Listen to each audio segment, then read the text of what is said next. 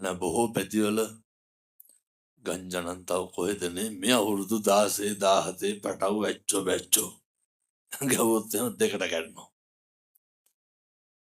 අර බයිසිකල් ගත්තාම ඉමක් කොනක් නැතුව යන ළමයි ඉන්නවද මේ පැතිවල? ඉන්නවලු. මං දැකලා තියෙනවා සමහර ළමයි යන්නේ පව්. හෙල්මට් එක දැම්මම කුකුලට තොප්පිය දැම්මා වගේ. ඔළුවට වඩා හෙල්මට් එක ලොකුයි. එහෙම තියෙනව නේද අර දිගට මේ බයිසිකල් පව් ඉතින් ඒ දරුවෝ. ඒ දරුවෝ මේ තැන්වල ඉන්නවනම් දැන් ඔය මං කියනවට සාක්කුවටත් දාන්නකො ලයිට් එකක් හරි තියෙනවා සාක්කුවේ. ඒ උංග සාක්කුවල දුංගල බලු. හුණු පැගන්න. ඔය පෙති බොහොම ඉක්මනට මේවට හුරු කරන සමාජයක්. තාත්තා කෙනෙක් කියනවා කොල්ලට අවුරුදු 16යි හාමුදුරුවනේ ළමයා ටිකක් මුරණ්ඩුයිලු. මං ඇහුවා දැන් ඔය ඇත්තෝ මොකද කරන්නේ මුරණ්ඩුකමට? මං ටිකක් තදට ඉන්න පටන් ගත්තලු එතන ඉඳලා.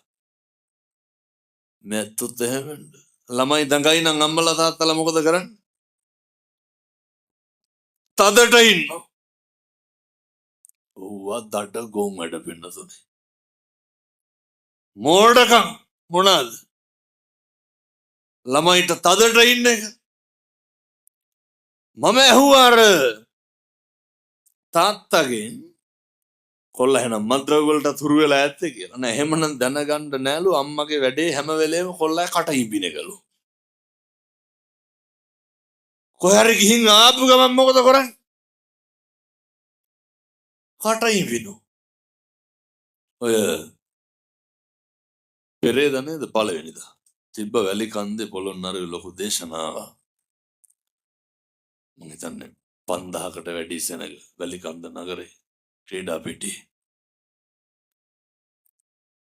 ලෝක ළමා දිනේ දවසේ මම විශේෂ වශයෙන් කිව්වේ දරුවන්ට ආත්ම ගෞරවය දෙන්න. දරුවන්ගේ පෞරුෂය රකින්න. ගෙවල් වලින් කරන මහ කැත වැඩක් තමයි පින්නතුනේ. දරුවන්ගේ පෞරුෂය කොන්ද කඩනවා ගෙදරේ. කොල්ලෙකුට තියෙන්න ඕන හොඳ ආත්ම අභිමානය. ඒක බුදිය ගත්තට පස්සේ දොරට කන තියාගෙන ඉන්න බෑ මොකද කරන්නේ කියලා අහන්න. අම්මලාගේ තාත්තලාගේ වැඩ